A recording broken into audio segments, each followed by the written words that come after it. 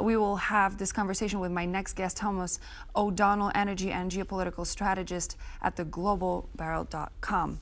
Thank you for joining me. Thank you for inviting me again, Claudia. A lot happening. So what do you think about this decision by Friedrich Merz to make his first visit, first to France on the same day, on the full day of him being in office, and then to Poland? Well, I'd say for a German prime minister, it's very realpolitik. One of the top things on the agenda, obviously, is security, with a war going on in European territory for so long. And obviously, the two main players in the European Union are France and Poland. And of course, there's the UK, who's very supportive of the opposition to Russia. So it's a realpolitik thing. He has to have good relations with Poland and also with France to advance on this. And as we know, Germany's rather reluctant to be stepping forward in this. They're expected to do this, but that's not, for whatever party leads Germany, that's not what's happening. So as let's take a look at the meeting in Paris first. Yes. How do you think that Merz's visit to Paris actually reflects his approach towards the Franco-German relationship, especially now that the new coalition is coming into power, and obviously the previous relationship has to be sort of reestablished? Yes.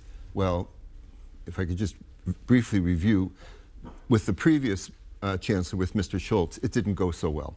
You know, what Macron was known for is constantly calling up Mr. Putin after the invasion and constantly trying to talk to him.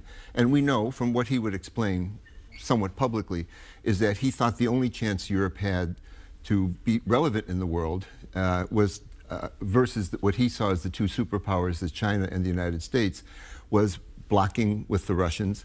Not any illusions that Russia is somehow democratic or something, or that they're not what they are, but only by blocking with them could they buy time, he said. He openly said this, Mr. Macron. Could we buy time in Europe in order to reindustrialize and be competitive? Now, about the end of 2023, he realized he's embarrassing himself. Putin had no intentions of doing this, and he rather angrily changed. And Scholz became alarmed at this, and he was invited to Paris to discuss it, and they ended up having an open kind of more or less diplomatic shouting match at each other. No way will we send troops, but the French said maybe we have to send troops. So there was definitely some sort of a conflict. Yes. Now the new chancellor, fundamentally, I mean, he's got the SPD, which is Scholz's party, as his partner. And also his own party is reluctant to go that far. He will say things, maybe we'll supply Taurus missiles and so forth. But this idea of putting troops on the ground, say to guarantee a peace, he's very reluctant to do this. So I don't think there's a fundamental change. He will sound more open to security arrangements, but it's a very problematic matter in Germany. We've seen what happened when the new chancellor was supposed to be elected. The first vote did not elect him, then we saw a second one. This was a political earthquake, not only for the domestic issues and domestic politics of Germany, but also for the European Union as well. Do you think that Mr. Merz has what it takes in order to springboard Germany into action, considering what happened on the day of the voting? Well, he's new, so we shall see. Okay, but I will tell you what people who know him far better than me, his own party, okay, why did this happen? He had 52% in the parliament, and that means members of his own party and the SPD apparently didn't vote for him in a sort of protest. Now, whether it was organized or not is not clear. There's all sorts of theories about this. But in any case, I can list about 3 or 4 things where people were quite upset with him for different reasons. One, in his partners, the SPD, especially the younger SPD, is upset with the more intense border protection and immigration issues, which is an issue here too. But also on other matters, he changed the CDU philosophy. He was saying that they would stick by the big black zero and not change the Constitution. But he changed the Constitution before he came into power. And he did this together with the Greens and with the SPD to get the votes before they left Parliament. And he had to give the Greens $100 billion towards new green infrastructure after criticizing their acts in the old government. So this undermined his support in his own party. And it was thought that in the negotiations, generally with the SPD, he gave in too easily, and a number of members of the party apparently resigned in protest. Where did they go? Probably the AfD, or it's not clear. So he has he has to overcome some mistakes he's already made and show strength. And he often changes his mind. He'll make some strong statement, I'll never work together with the AfD, or I will work together in some way with the AfD, and then the next day says, that isn't what I said. And so he has this problem in looking like a strong leader in Germany. Only but a few days ago, I had Natalie Tocci from the Istituto Affari Internazionali, and she mentioned that it's incredibly important for the coalition to have a strong leader, because otherwise the coalition could potentially face some troubles. But let's jump into the Weimar Triangle under Merz's leadership, because those meetings with the new chancellor seem to be pointing in a direction of a reactivation of that triangle. What's your opinion on this? And where would this Weimar Triangle go from here? Well, it's not a bad idea, yes, because after all, as I said, it's Poland, France, and Germany who have to take the leadership. The problem is, what is Germany ready and willing to do? And I do see Germany significantly increasing their military production, because they really do have to reindustrialize, and they have serious problems. The country's deindustrializing, and it's, you can't mince words about this. And much of this is their energy policy mess. And he doesn't seem to have clear ideas about how to resolve it. That's another issue. So I can see them contributing to the Weimar Triangle in security, in production. But as far as stepping forward on the ground, I think that's problematic. And reality is it's problematic for Poland to talk about. Well, I don't think it matters. Yeah, I don't think it matters who's leading the country. This is not pro or con one party or one side or the other. Poland has 3 hostile borders that are all basically Russian, right? Belarus and the 2 others. If Poland led, I mean, Macron came here and asked, will you come and make a commitment to put troops in Ukraine with me, as Starmer from the UK has agreed? And no. They felt they were put on the spot. But the reality is, if I understand where they're coming from, if Poland put troops in Ukraine, not as NATO, Putin might say, okay, well, not as NATO, I'm going to lob a few missiles at you. Then what do you do? So I understand their dilemma. They want to do this as part of NATO. But Macron, being a French nationalist, is like, no, I embarrassed myself talking to Putin. He undermined all our influence in Africa. He's making fools of us in Ukraine. Now I'm going to do this. And he's not sticking to his word. In what sense?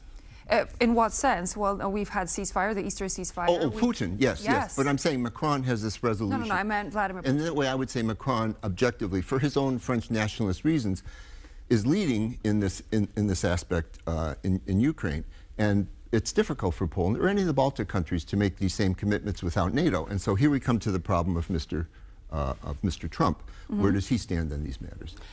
Let's walk it back. You mentioned 3 hostile Russian borders. Yeah. Which ones? Okay. Well, you've got Belarus, right? And I'm sorry, did I say 3? I should say 2. I should say 2. Yes. What I want to say is you've got the Russian forces going into Ukraine on the 3rd border. That's what I should say. Didn't want to put your feet to the fire. No. Just wanted to clarify that for our Americans viewers. And Eastern European geography, but yes. Let's go to the next question, shall we? So we're looking at Germany, France, and Poland. What are the next steps for common security? What has to happen after this meeting that took place both in Paris and in Warsaw? Okay, so yes. Well, one thing, much of this is determined by what Trump decides with Putin.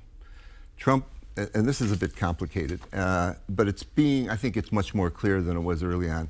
Trump, he's got Zelensky now in agreement.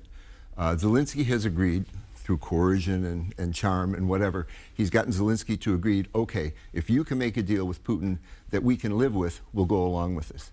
Now, the problem is he's got to get a deal with Putin, and so far he's charming him. And we could talk about all the energy matters. He wants to offer him mineral deals. He wants to offer him many things. But it's appearing that, Putin is not doing it. So Trump probably is going to have to flip and turn to coercion on Putin. And there's 2 main things that are being considered in the cabinet in the United States earlier on. One was to significantly cut off the ability to export oil. And this could be quite dramatic. And I wonder, why are the Saudis increasing their output of oil when it's just lowering the price and seems not to be in their interest? This is interesting. It could be preparing to do that. Number 2, what they consider is really giving Ukraine some formidable weapons. If that happens, then Europe, I think, would be on board that he stands against him. But then when there is, and if there is a deal, that's when it'll be complicated for Europe. Do we accept this deal? And if we do, it's going to be up to us in Europe to enforce it on the ground in some way, together probably with NATO, but not directly there, NATO outside. It'll be a complicated balance. And there'll be difficult decisions, as I referred to for Poland earlier, or the Baltic states, or for France. How do we do this without risking our security, direct attacks on our countries? Very shortly, because our time unfortunately is coming to an end. Sure. As you're looking at this meeting that took place in Warsaw, do you think it's only due to Poland being in this particular geopolitical place? Or is it because there is Poland's evolving position when it comes to the world of diplomacy and politics? No, that's obviously very important in the European Union. You just had the presidency, and I think you've done a great job, and Poland has a good reputation in this respect. But there's other problems in the EU that have to be jointly dealt with. I mean, seriously, if Germany is deindustrializing, and they're having difficulty adopting the policies that are needed to change it, there's especially also in economic energy. stagnation. Right, and that's going to, if Germany goes down, there's very little Poland can do to make up for it. This would be a real disaster for Poland, because it would pull down the whole East. And Central and Eastern Europe. Yes, that's what I'm saying, the whole Central and Eastern Europe. But there's other issues of migration that Germany has to deal with, and Poland also wants to deal with, no matter who's in power. So each one has to play to the home market or the home populace, and it looks like they're against each other. I think they could Merz could go farther in saying, I'm going to help you, Tusk, or whoever's in power, I'm going to help you, Tusk, and Mr. Duda, at your border in some way. The EU hasn't helped you enough. He says this, but he could do some more demonstrative things to show that it's not against Poland per se. Thank you so much, Thomas O'Donnell, energy and geopolitical strategist from the Global Barrel. Thank you very much, Claudia. Pleasure to have you, Thomas. Thank you. And so this would be all for now here on World Talks, but please do stay tuned. We're back in just a moment with more news and features, and we'll see you there.